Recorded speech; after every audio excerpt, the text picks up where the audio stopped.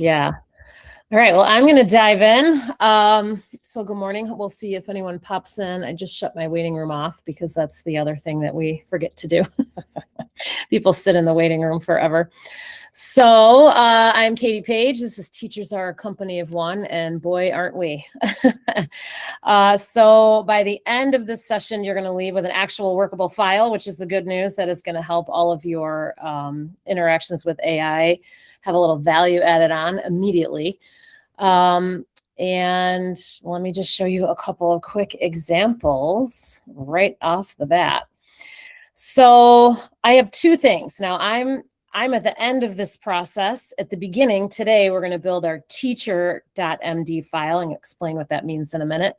But by the time you would get through my entire system, which includes all 8 departments, plus 2 little bonus modules, plus teaching you how to build like an orchestration level where you can actually have autonomous working agents, you'll have something like I've got here, which is my Monday morning brief. And then I'm going to show you 2 subplans because that's a good one. So what I have some of my agents doing is giving me a Monday morning brief. This one is an actual live document with real information about where I teach. At Prospect High School, I only teach every other day because I'm instructional technology coordinator. This has my actual kinematics lesson that we're starting with. And all I told it was nothing. It runs on a schedule. Of course, there was a lot of work on the head end, which I think is something that we need to reframe for teachers and for everyone who's using AI, that AI will save you time. Lately, I've been saying that's a lie. AI will save you time once you've learned how to harness AI. It takes a lot of work on the head end, but if you set it up correctly on the head end, then you really start to see the benefit down the line as you've decided you've trusted it and you've iterated with it and fixed up your systems to be just the way you like it. You can get something like this. I wake up on Monday morning and this is waiting for me.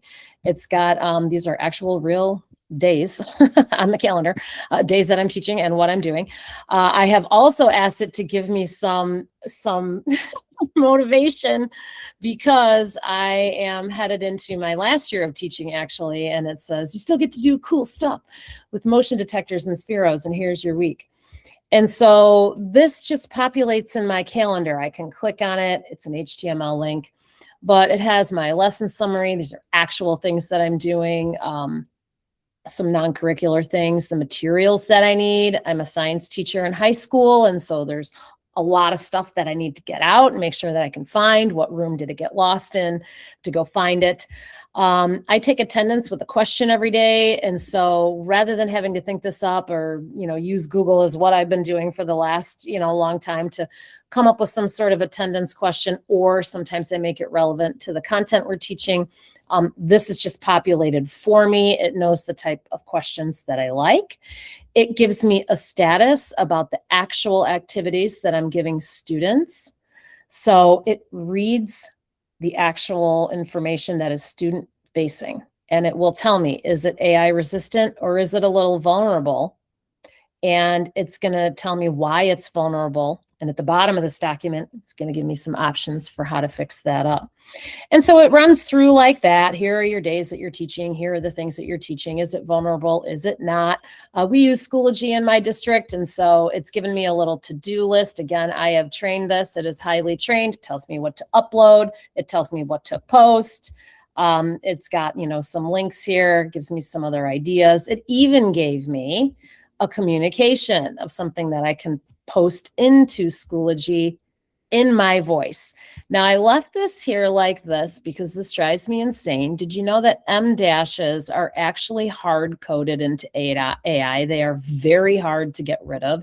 I have told my AI repeatedly to get rid of M dashes, and actually lately it's been doing a little bit better. I was taught a little trick by someone else. But just as a little side note, but the words are in my words. I have given it lots of my language, the way that I talk as a Gen Xer and having been in the classroom forever. So it knows how I talk. It's got my little to-do list, and then, a looking ahead. So this is, big time automation. I was very excited when I got this working. Doesn't want my, oh, there we go. Canva, of course, is being non-responsive here. Let's do this. There, boom. Okay, here is my other example. This is just an illustration I had AI make for me, but basically what I told it was that, I need my Monday morning brief and it's scheduled. So this is just an illustration of what I just showed you of how my agents are working in the background and all of the different pieces that they are checking. So they're checking the calendar and they're checking the live content. And then I've got, a skill built to check for vulnerability and the Schoology operations information. And it just goes through all of those things. I have it do this Sunday night, and then it gives me my little brief, which is great. This is another little thing that I've got to show you how I have automations working for myself. Again, this is the end game, but just to kind of get you excited about what might happen. I literally just said I need subplans for September 1st through the 14th as a way to keep my instructional technology moving and, of course, my classroom. That's all I had to prompt it. And this is what it does. My orchestration level goes to both the branches of my dual role. It knows that I'm a teacher. It knows that I do instructional technology. It goes into all the things that I have built, and it leaves it in a folder for me to review. Once I say that that's great, it goes back through the system, and it does my subplan for me 100%. It even wrote my auto reply for my email. So all of these things, very, very exciting for a way that we can work as teachers to automate the business side of teaching. So that's the top floor, right? Maybe that gave you anxiety. Maybe that made you excited, but that's the top floor. I'm going to be honest. It took me probably 3 full months to build out all of that. And it was summer. I really wasn't doing a whole lot else. I was just building. So the way that I am envisioning this for the teachers that I teach and that I'm hoping to teach in the future here with the course that I have built is really, you would kind of roll this out over most of a school year. So you're automating little pieces as you go. And then by the end of the school year, you can start to connect it all together and have some true automation. So you get value added immediately as you start to use the file we're going to build today. And then as you build on more and more files and more skills, you get better and better at it. You learn how to link the things together, and it really starts to flow. So a little bit about me. I have been teaching for a very long time. I have a physics degree and I teach high school. I've taught physics, of course, most of my career. I've also taught a variety of other science classes like astronomy.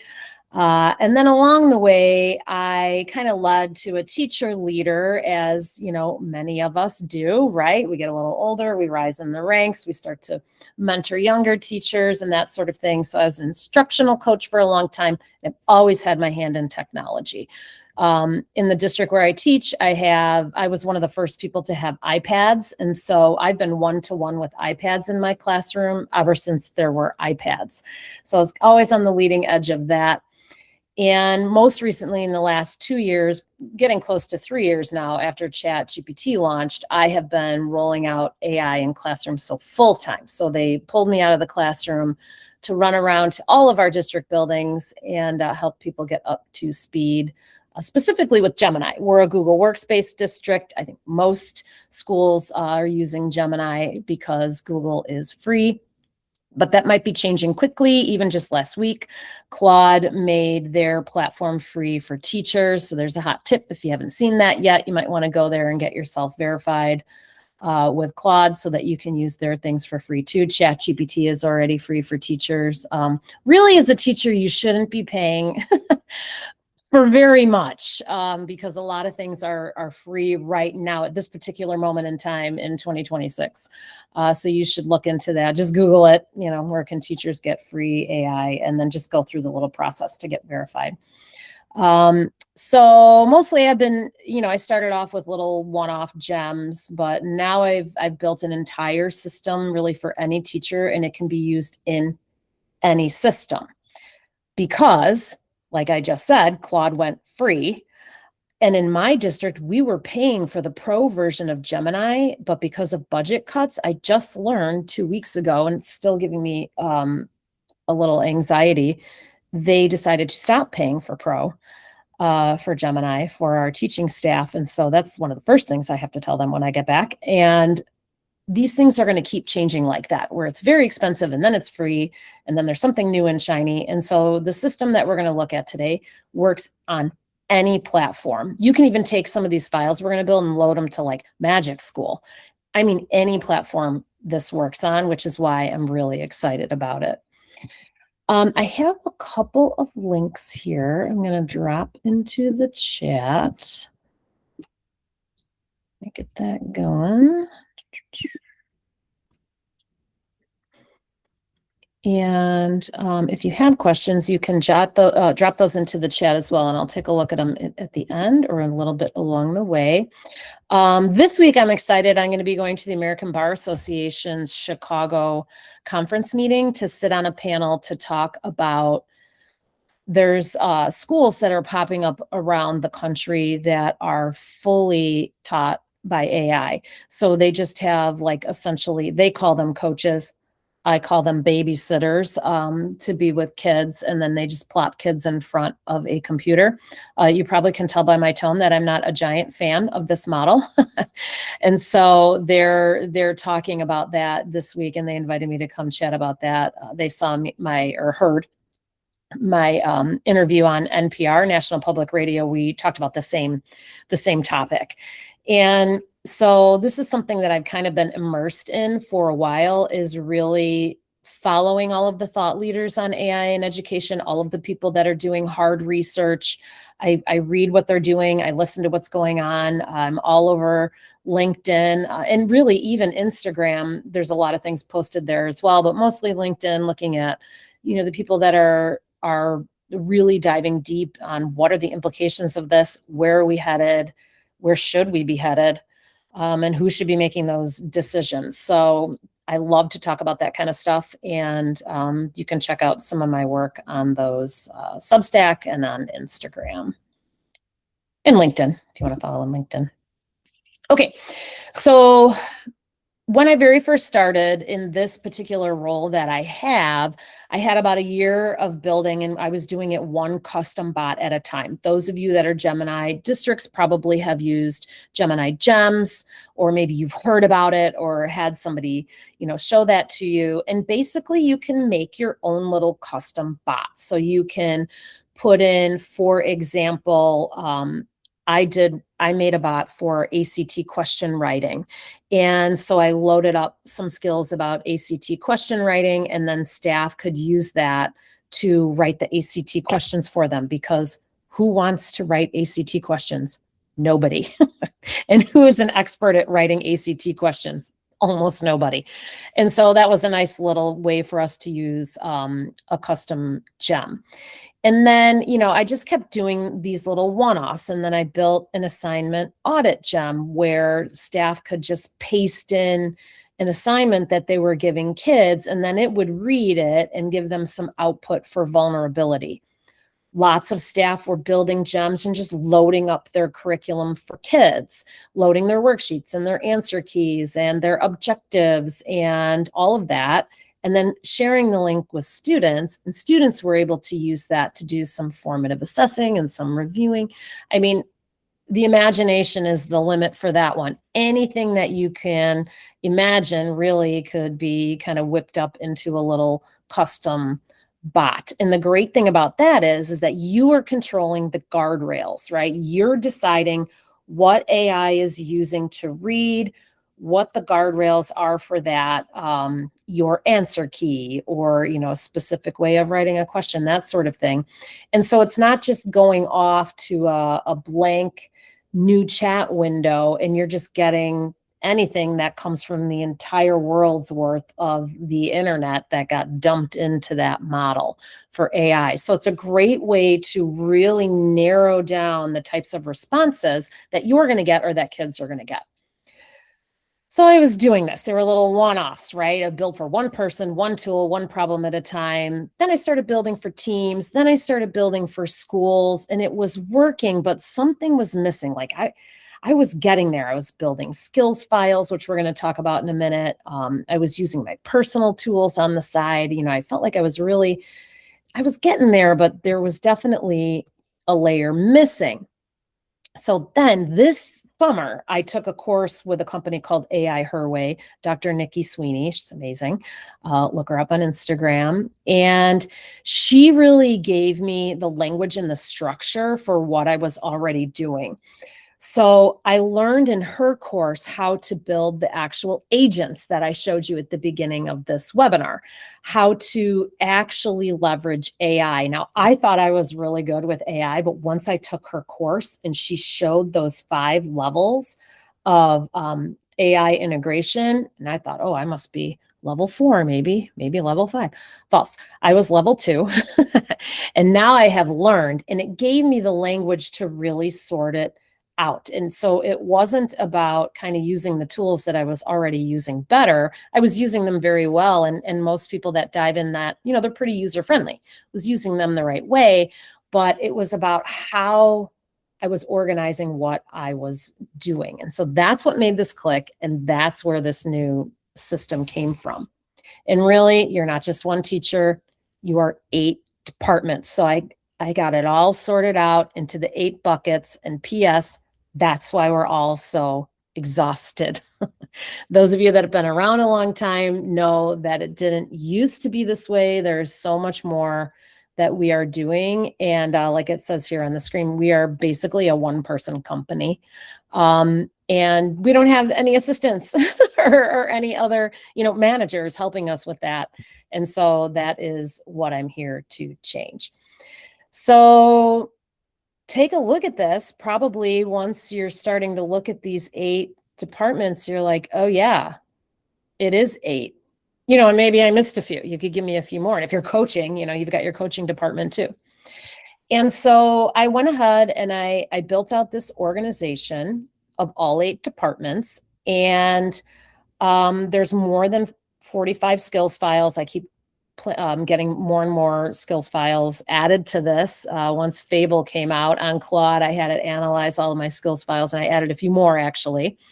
And I'm even iterating and making the ones that I have so far better as I go. And in this course that I've got ready for everyone, I keep going in and updating the skills files there as well. But planning and teaching is just one part of it, right? And classroom management, completely another part. But the assessments, the responding to the assessments, all of the communication that has to happen to families and the community, and really the kids, right? The emails, the learning management system that you're on, open house night, all of it from A to Z. If you've got a website that you curate or any other kind of a platform where you have communication back and forth, Remind 101 or any of those other platforms where there's kind of like an open line of communication between you and parents and families.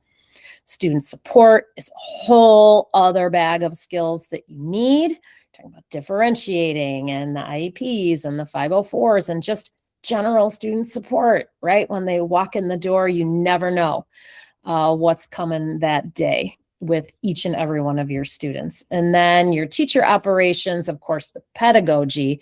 We're getting back to the basics now with AI, right? We kind of were just like off and running with digital technology and ed tech. And then now that AI makes it so easy to get the information, what are we supposed to do with the information, right? We have to get back to creating and imagining and all of the things that make us so human. So teaching and pedagogy, I feel like, is really rising to the surface right now. Whereas, yeah, we talk about our pedagogy, but really kind of people settle into the way that they do things. But now I think we really, really need to revisit that and get back to best practice. And And we'll talk about that a little bit too. And then, of course, all of the professional growth, right? The evaluation stuff. So many hats, right? It makes us tired just thinking about it. So what is a skills file? I've said that a couple of times. A skills file is basically something that tells AI what to do. So it has instructions. It's got some guardrails. It will sometimes, right, it's in your voice. And you can tell it what to do. You can tell it what not to do. You can tell it what things are extremely important, et cetera, et cetera. And the more detail that goes into a skills file, the better AI will function. For example, if you are trying to do a problem-based learning unit, you would want that skills file to be an expert in problem-based learning with all of the pieces that go into that. And so today, the one that we're going to build is called the TEACHER.md, and it's the brain. So you only write it once. You're going to spend a lot of time outside of this webinar. We're going to start it today, but you're going to go back to it and spend a lot of time really filling it in with a ton of detail so that you can just write it once for the upcoming school year, and then it can be read by any AI tool. It's just a file. It's a file that knows how you teach, and it's going to live locally on your computer. If you're a Google Workspace district or any other kind of, Microsoft or whatever, you can take that file and also load it into the cloud if you want to, if that makes it easier for you to use, for example, with your Gemini gems. But this teacher file, which is step one, will work literally with anything. Just a file that knows how you teach. I thought I saw a message pop up. Okay. So tools change, as we all know, but your files stay. And as someone who has been around a long time, I have seen every tool change. I put my heart and soul into Nearpod, and then my district stopped paying for it. So I had 30, or maybe close to 50 Nearpods, and then it was like, oh yeah, we're not going to pay for that anymore. And so even though a lot of us are grounded in Google and likely Google's not going anywhere, it doesn't mean that Gemini isn't going to change or that they're going to start charging for some of those features and your district just isn't going to pay for it. So the only constant is that tools change, but files, they stay. And so we're going to just focus on having those files so we can put them wherever we want to put them. We're going to build them once. They stay with you. If you change districts, you've got them, right? If your district changes platforms, you've got them. So we're going to go ahead and take a look. In the chat, you'll see there's something called teacherwizard.netify.app. It was just a quick way for me to get you an HTML file. Pop it in there one more time. And so you can go ahead and click on that. And when it opens, you'll see it looks like this. How's it looking? Hopefully you were able to get that open. And basically what I did is I had Claude is what I've been using. Well, actually, I use all of them. I use Gemini a lot because that's what my district has, and I like it for image generation as well. I use ChatGPT also when I'm running low on tokens somewhere else, and then I use Claude right now to do a lot of the heavy lifting because when I dove in to start building agents, that was the one that was functioning the best for me and the way that I had the system set up. So I use them all because I just have my files, so I'm not locked in to ChatGPT because it knows me. I have a lot of teachers that say, I know the district is Gemini, but I don't want to leave Chat because that's where I started and it knows me. We're going to get away from that. We're not going to lock ourselves into one system. We're going to put the knows me part out into a file so that it can just come with you wherever you need to be. So I had it build me this wizard. I was building all summer long. This is based on a lot of things. I iterated a lot. In fact, I had changed it again. And when I looked at my file today, it actually wasn't as up to date as my new wizard was. So this morning I was adding a few more things into mine. But you're going to open this up and it's going to walk you through your TEACHER.md file. And so you're going to just answer these once. And each department, as you go through my course, has a department file. So like the lesson planning department has a wizard like this that's going to bring you through and get your specific information. The feedback one, the parent communication, all of it. And then you don't ever have to re-explain yourself again. So today we're going to start with, who are you as a teacher? Now, because we're live, right, and this is a little masterclass, we're going to go a little more quickly than I want you to go at home. Even if you generate this file at the end, you can edit it. It's just making a literal file of text, and we'll take a look at that after we run through this. So you can see here along the side, there are 9 screens, and this really is going to bring you back to the basics. I'm going to ask you, what's your teaching philosophy? And maybe nobody's asked you that in a long time, but this is going to help make your AI output leaps and bounds above where it has been since you started using it. So let's go ahead and jump in. It's going to ask you, who am I? And so I just put in my name. You can put in your full name. You can put in what you have students call you, if they call you like Mrs. H, or something like that. You can put that in there. Put in your grade level, your subject, your school district or your school. These things are optional. Your years teaching are optional. I'm dating myself here. And then your class size and number of preps. So the first page here is very basic information. And again, you're going to be able to go back and edit this very easily. So if there's anything you need to skip, you can. And so you can see here for class size and number of preps, I have 2 sections. I have 28 students. I'm physics and a little mathy. So I put in, you don't have to have all that. You can literally just go like this, 2 sections, 28 students, 1 prep this year because I have 2 jobs.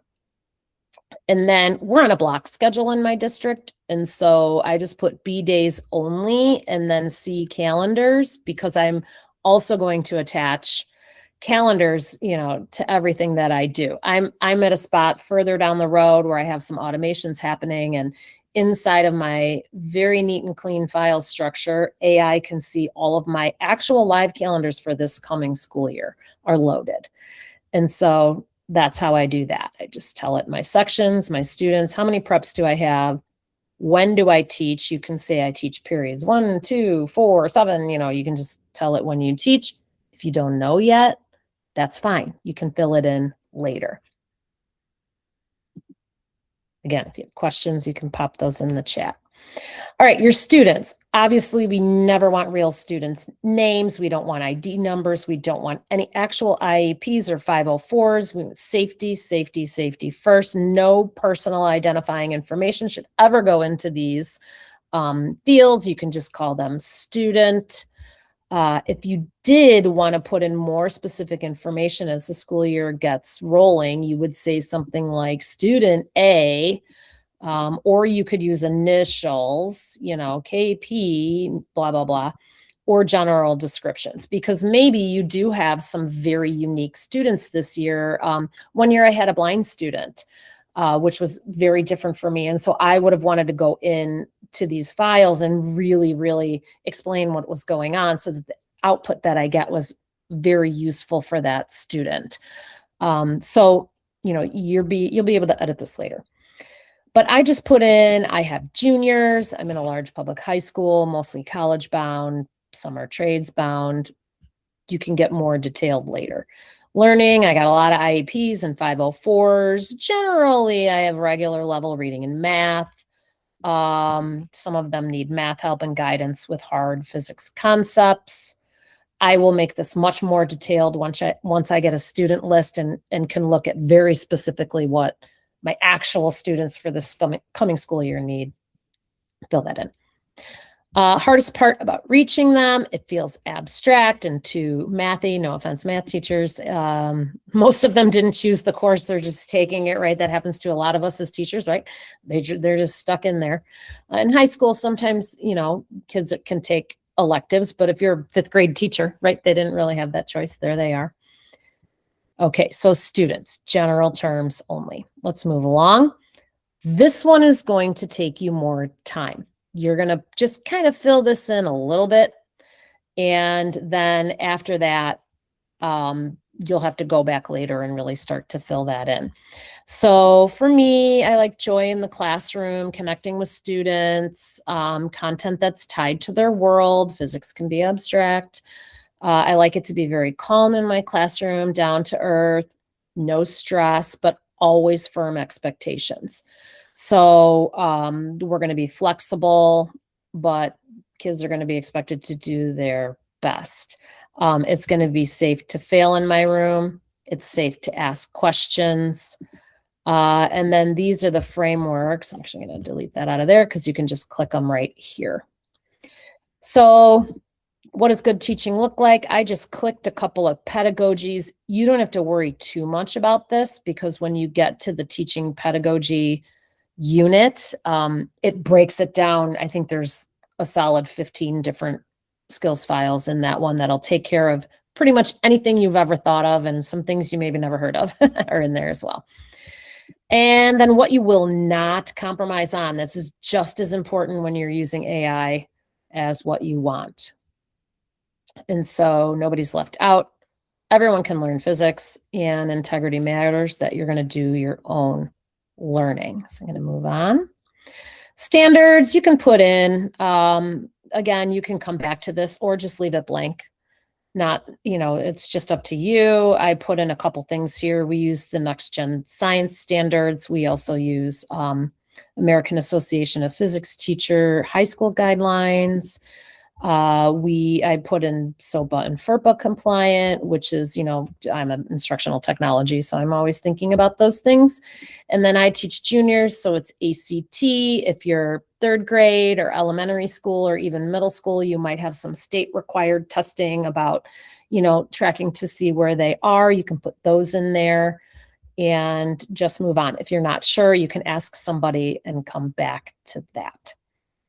Your voice, this is incredibly important. Another one you're going to want to spend a lot of time on. Like I just put 3 words here, but in my actual teacher doc, I would want to make sure that I fill this in much more completely. In fact, I have a completely separate doc of my own just called voice, but this is a good one to start with.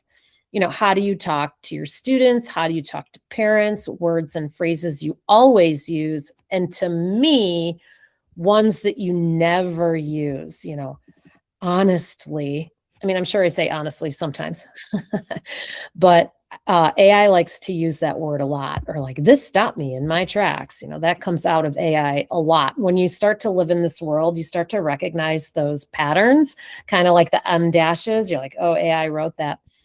Which is unfortunate because I actually like to use M dashes when I write. And so now if I put one in there, people are going to think that AI wrote it, even if I wrote it. It's a little annoying. So I took out of here anything negative, anything demeaning, anything sarcastic. Those are hard stops for me. These are just ways that I talk. Thank you. Glad you're here. I'm excited to show you this. See you soon. Have a fantastic day. That's just kind of the way that I talk. It's the way that I type into my emails. Spend a little time here, put in your words. Your tools, that's simple. We're a Schoology district, we use Infinite Campus, we use Google Docs. And I have access to all of these tools, but I just click Gemini because I'm just kind of focused on my teaching world. But you can click on anything that you have access to. And then any other tools that you want to type in. I left that one blank. You can, maybe there's something else that you're using all of the time. Go ahead and type that in. And then your district AI policy in one line. I just put FERPA SOPA and that student safety is key. Again, maybe you don't know this. It's okay. Go find it and then maybe ask AI to help you put it into one line or just summarize it for you, and you can paste that into the doc that we're going to get. Your current professional goals, what's stressing you out right now. I've been out of the classroom for 2 years and they're putting me back in this year. And so I'm going to have to do both the job that I'm doing plus also teach. AI is shifting. Teachers are constantly reporting cheating and apathy from kids. The list is long about what's stressing me out. So put your things in there because it matters when you start to develop things using this file. AI will read that context and reach for things that are relevant to those goals and those stressors. Rules for AI. Boy, have we been talking about this, right? This is all we've talked about for 2 years or 3 years, some of us, going into the 4th year is, what do we do with this thing? So this is hard. And so you can hear, this is the easy thing. Like, do you like bullet points or, full narrative? Give me options. What do you think about your response length? That kind of thing. Here. Okay, cool. What AI must never do and what AI should always do. Those are hard, right? There's a lot of things that we want AI to never do. So again, spend some time here. I don't want it to invent student responses or quotes. I don't like it when it's cold. This should go like that. I'm teaching kids. It should never invent information about my curriculum. Always ask if you are not certain, that sort of thing. And what it should always do, I like everything to be cited. I like my language to be accessible for all families. I think we're up to over 150 languages that are spoken in my district.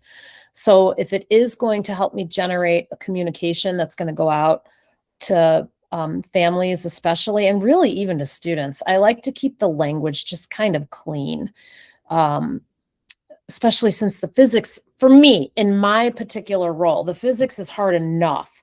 So I can keep the language a little more simple. Like maybe you're teaching a language or you're teaching English, and so that doesn't fly for you. But for me, I want AI to always keep my language accessible. And I'm actually going to say like a little more like plain English for all families. Always keep my voice and tone, double check the work before sending me to review. Don't just send it to me. Go back and double check because I've given it a lot of guardrails before you give it to me to review. And then you're going to paste in an actual email you've written, an actual student-facing instruction, what you don't want AI to sound like. Spend a little bit of time on that. And then you're going to click and tell it to generate your TEACHER.md file. And if you look, it has plopped in all of your answers here that you wrote. Go ahead and tell it download. And then I am going to show you what mine looks like. So this is my TEACHER.md file. And it just opens. It's basically a text file. You can think like Google Doc or a Word doc. It's literally just a document, but it is straight up text for AI to read. It's not fancy. For those of you that are worried about the environment, this actually takes less energy to store, and it is easier for AI to read it, which means it's going to take AI less energy to get you your output. And so it's editable. You can see when you open it, I can head of physics teaching. That's funny. And so the reason it says that is because of some of the automations that I have set up. And so you can click in here and you can see like, I can type in here. It is not a Google Doc though. If you go in and add, type, change, you need to go to File, Save and save this file. It will not save automatically, but you can see these are instructions for AI. It shows who I am and all of the things that I just typed in, my students, my philosophy, my standards, my voice, goals, all of the things. And so again, you can go back and click in here and just add, delete, change. If you find your AI policy and you wanted to know the entire policy, plop it in there. Just put in, like, you can see how the structure here, it does hashtag goals, double hashtag output I prefer, double hashtag email I actually wrote. You can just hit return and do a double hashtag and just tell it like my AI policy and just paste it in. Super, super easy. Make sure you file save when you are done. Okay, so you can see AI saves you time doesn't really start to feel like AI saves you time when we just spent all of that time, right, going through setting up this wizard. So it will save you time when you put in really good quality time on the head end. All right, let me give you a couple of quick examples from my system that I've got set up with all the 8 departments, the TEACHER.md running. So we just have a TEACHER.md file now, or you will, once you're done editing it, you're going to have it. And I'm going to show you 2 examples of a parent email, both using and not using this drafter, this parent email. And then we'll take a look at a quick lesson builder and a feedback generator. That's for down the road when you've got more of these things running for you. So you'll see here, I say there's a student who's been struggling and the relationship building publicly refuses to engage with the task, says this is pointless, throws her thing, runs out.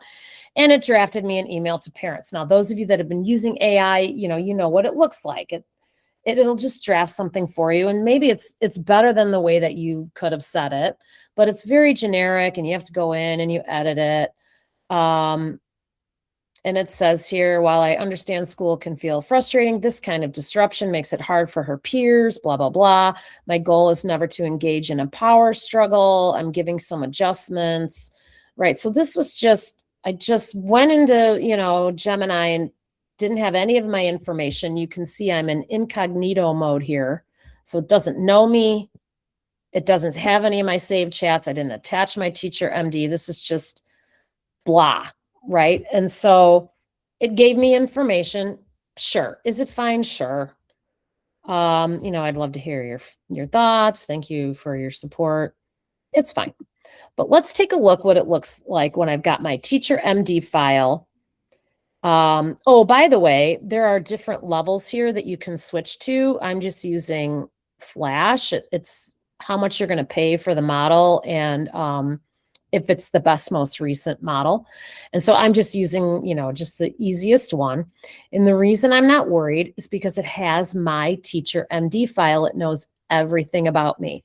So I put in exactly the same prompt, attached my TEACHER.md file, and here is the email that it gave. Now, it's going to be hard to tell how this is so much better just by taking a quick look at it. So I've made a chart to show you. But the language is much closer to the way that I talk. In fact, it really kind of sounds like me. It shocks me a little bit because I've got my files so highly curated. Things like, I would love to hear your perspective. That is 100% something that I would type. And so let me show you side by side the difference between the 2 of these. I'm also going to send the recording. So if you want to go back and pause it, you can take a look yourself too. But I just kind of broke it down into a couple different things like the voice, the tone, the teaching philosophy, and then the ready to send. So again, hold out in ChatGPT or somewhere that doesn't really know me.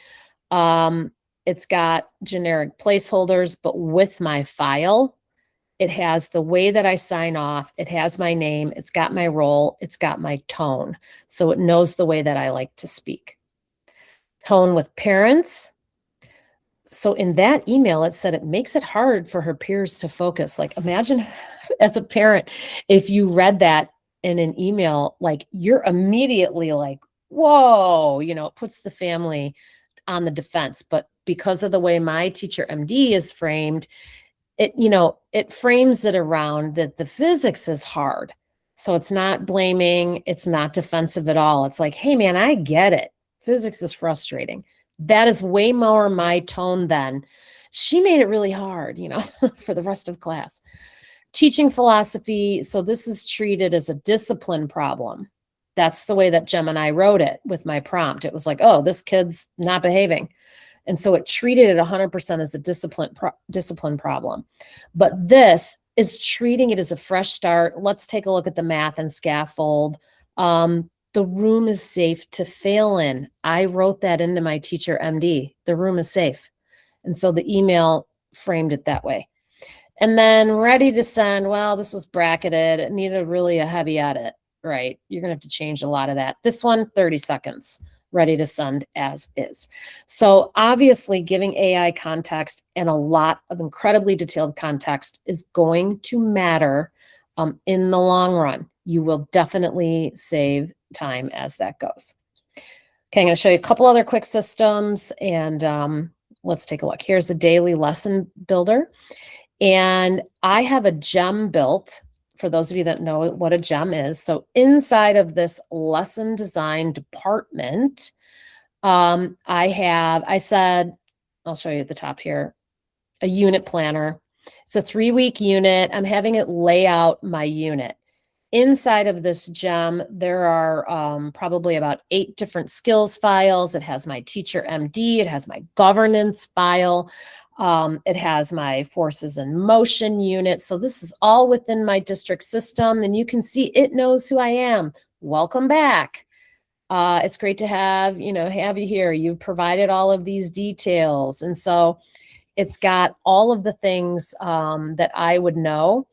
And the cool thing that I like here is it went ahead and put in my attendance question for the day.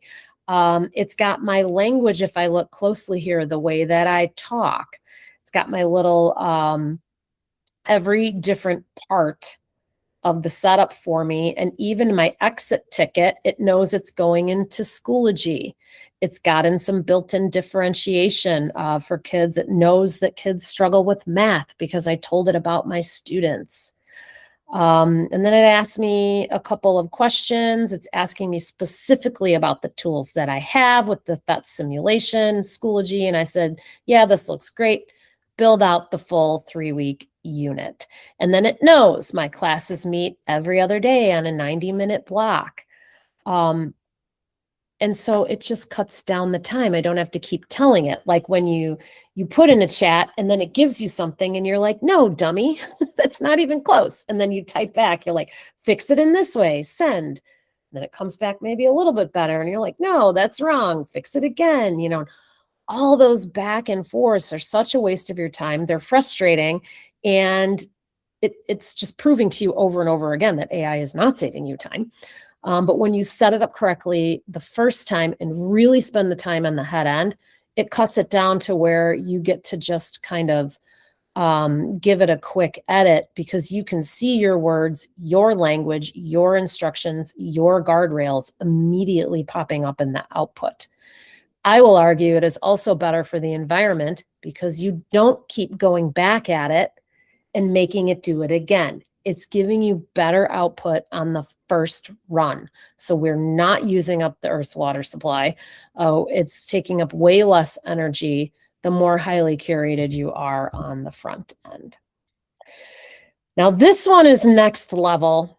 I'm going to get probably a little bit of pushback on this, but again, I want you to remember I have this highly curated on the front end with my information. And so this is a Claude co-work example. I'm working in Claude here, and Claude knows everything. It's got all 8 departments. It's got my teacher file. It has the way that I grade things. And what I did is I put in, let me back up here a little bit. I put in, stop. Go back. Okay, so I attached a rubric that I have. So we're working in Ohm's law. And what I did is I downloaded actual student work from Schoology, and it downloads each kid as its own file. And then I took the student names out and I just named the kids 1, 2, 3, 4, 5, 6, 7, 8, 9, 10, just left it in alphabetical order. So I know who's who. Now, I'm sure a lot of you have a lot of opinions already, but you can see my prompt here. Here's a zip file of student work. Each student is numbered. My rubric is attached to. Add an individual score for each row. Draft dynamic feedback that names a strength, identifies an area of growth, ends with an encouraging closing, and gives a score from the rubric. Now, I would use this as a starting point for grading work. It will cut out a giant chunk of time for a huge assignment. I am not doing this even every week, certainly not every day. Of course, I'm grading. Those of us that have been doing this forever, way quicker to grade something than to go through the steps that I had to go through to scrub the student information and load this into my system here.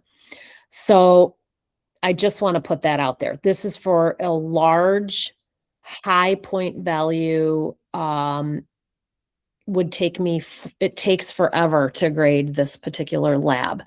I also have to go back in and look at diagrams that kids drew.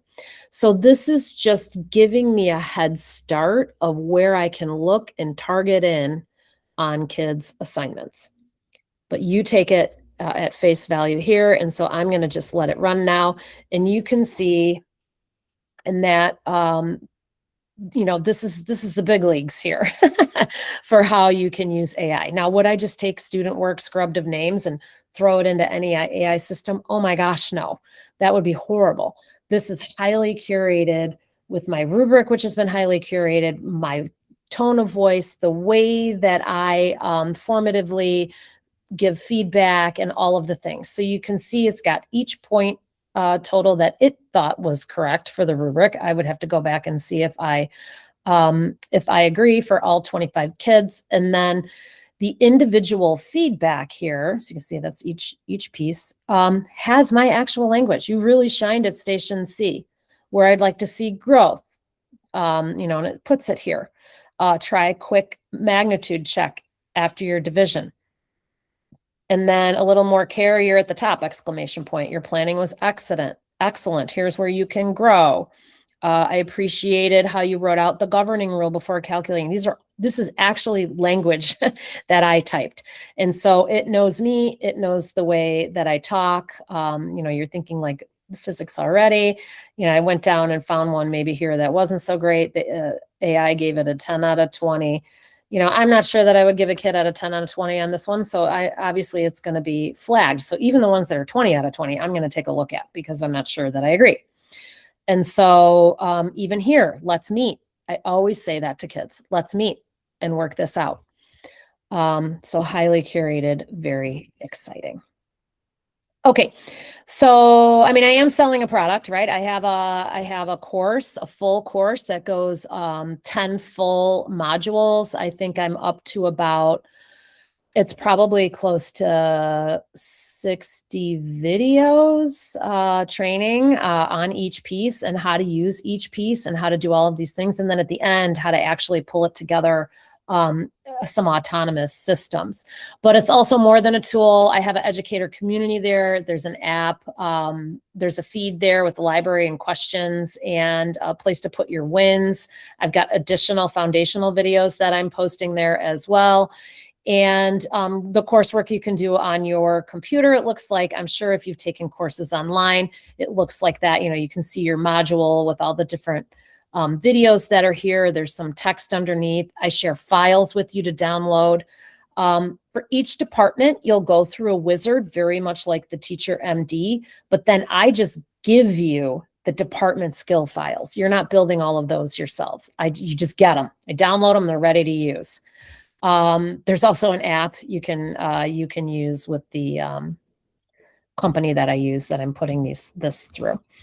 So it has a course, it has a community, and you do one skill file at a time. There's lesson planning all the way through professional growth. It is tool agnostic. You can use whatever. And I do, because it's cheaper. I do pay for Claude right now, the $20 a month model. I signed up for Claude education through like my teacher account, which is great. But on my personal side, I am paying the $20, and it is giving me a lot of value for what I've been able to do there. But again, that could change. And I travel across all of the platforms to keep it as free as possible. And so I'm really trying to build a community of teachers here that we can troubleshoot together and build together and share out when we build our own skills files, things that we've used, changed, edited, to just keep it getting better. And there are 11 modules. There's a module 0, not 10. 8 departments, way more than 45. I should go back and count. I think it's closer to 50 or more. I've got a couple of bonus modules in there, like my assignment audit, where it will just take a look at your assignments and see how vulnerable they are to AI. And all of that you get to keep. So 2 ways. I've got one that's a little cheaper that just goes from lesson planning, classroom culture and management, and professional goal growth, and then a little bonus system that would be like individual teachers, or the full system is a subscription model because I'm changing and adding every year. It's $360. I cut it down just for now to get this up and running. So it's got everything in there. And then where is it here? There's also district pricing. So it would be great if you could get your department maybe to jump on as a trial. I'll give you guys a break to get in, or even your whole school. You can contact me. I've got district pricing for that. And in the community, it's great. We've got a private community space. I'm going to have monthly build parties where I come on like this and, pick a topic and build something new. And the skills library is already growing. I've been adding things there. I've got, some teacher friends that I've dumped into this community right away that are getting going in there as well. So now it is your turn, and you're going to fill out the TEACHER.md. I will send that link in the email as well. And if you're ready, you can join me at katiepage.ai. So I'm wondering if we have any questions. I know we don't have many here online live. I had a lot of people sign up that said, send me the recording. So you can also shoot me some questions. Any questions, you can feel free to unmute or just pop in the chat. Otherwise, I will see you soon, and thanks for joining. Katie, I have a really crazy question because I don't use this very much because this is all new. If I build the file and I'm in Google Docs in Gemini, how do I get it to talk to that file? Like if I'm on a doc, do you know what I mean? Like, Yes. So what you're going to do? Your question, but it's crazy. Yes. No, it's not a crazy question. It's actually, let me show you. I can actually just show you real quick. So if you ask away, Katie. do it. All right. So you've got gems, right? Like this.